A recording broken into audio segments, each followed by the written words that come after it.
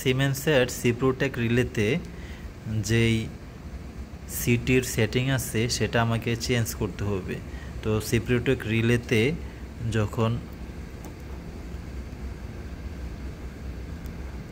আমি এভাবে সেট করতে যাই,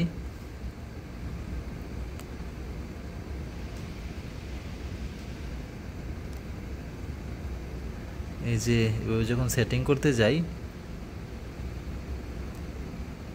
ক্যান নট বি চেঞ্জ লেখা আসে।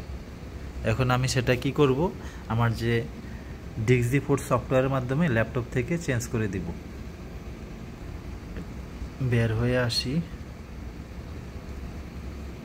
এখানে আমি এই যে 250 এটাকে আমি 100 অ্যাম্পিয়ারের সিটি লাগাবো, তো তাই 100 করে দিচ্ছি। 100 করে দিলাম।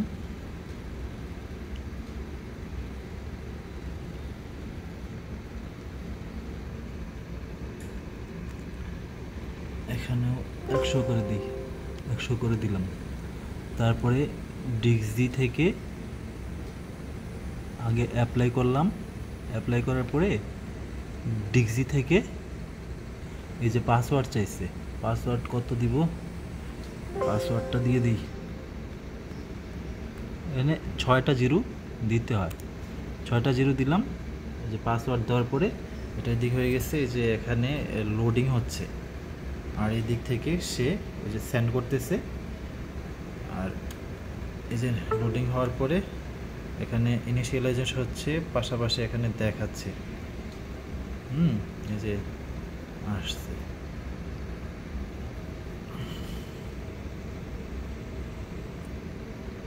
কমপ্লিট দেখাক, তারপরে আবার আমরা রিলেতে ঢুকে দেখব যে সে কি দেখাইছে।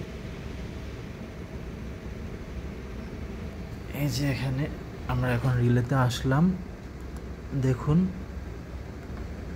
সেটিংয়ে ঢুকি, তারপর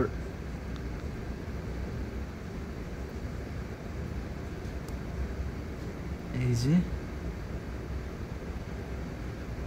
সিটির সেটিং কত হয়ে গেছে, 100 হয়ে গেল।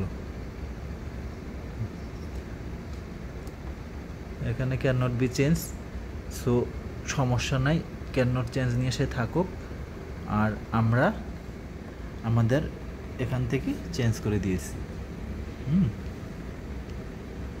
তো ঠিক আছে, আমরা ক্লোজ করে দিই। আর আমরা এই যে এখান থেকে যে চেঞ্জ করছি দেখলাম। পাশাপাশি দেখুন আমি আমার এলইডিগুলো টেস্ট করি, ওই যে ল্যাপটপে ওই জায়গাতে রিসেট এলইডি দিলে এই যে এলইডিগুলো এখানে জ্বলছে রিলেতে। আবার দেখুন, আবার দিচ্ছি, আবার এলইডিগুলো জ্বললো। তাছাড়া আমি চাইলে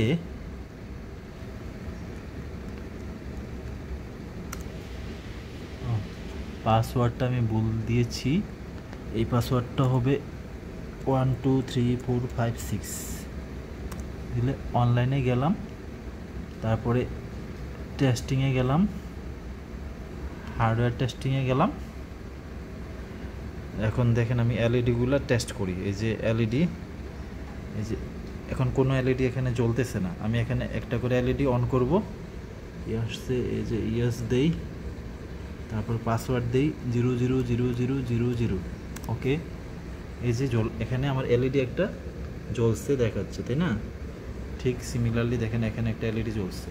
আমি দ্বিতীয় এলইডিটা চালাচ্ছি, দেখেন দ্বিতীয় এলইডিটা জ্বলছে টেস্টিংয়ের জন্য, এখানেও দেখাচ্ছে জ্বলছে। প্লাস এখানে তৃতীয়টা জ্বালাই, দেখুন এই যে এখানে তৃতীয়টা জ্বলছে। সিমিলারলি আমি এখানে এটা জ্বালাইলাম, পরেরটা জ্বললো 4 নম্বরটা, আরেকটা জ্বালাইলাম 5 নম্বরটা জ্বললো, আরেকটা জ্বালাইলাম ল্যাপটপ থেকে জ্বললো 6 নম্বর, আরেকটা জ্বালাইলাম 7 নম্বর জ্বললো, আরেকটা জ্বালাইলাম 8 নম্বর জ্বললো। তো আবার আমি যখন অফ করব, যেমন 1 থেকে অফ করতেছি, অফ করে দিলাম, তৃতীয়টা অফ করলাম, চতুর্থ, পঞ্চম, ষষ্ঠ, সপ্তম, অষ্টম সবগুলোই অফ করে দিলাম, এবার ক্লোজ করে দিলাম। ঠিক আছে। এলইডি টেস্টিংটা ক্লোজ হয়ে গেল।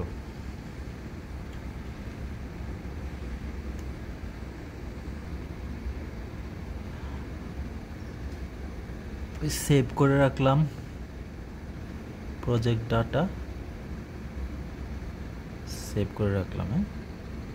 সেভের সময় তার ট্রি মেনুতে যতগুলা সাবমেনু আছে সবগুলা ওপেন হয়ে দেখা যায় সে সবগুলা সেভিং হচ্ছে। তো আমি এখন ফাইলটা ক্লোজ করে দিয়ে ক্লোজ, তারপরে এক্সিট হয়ে গেলাম। আমার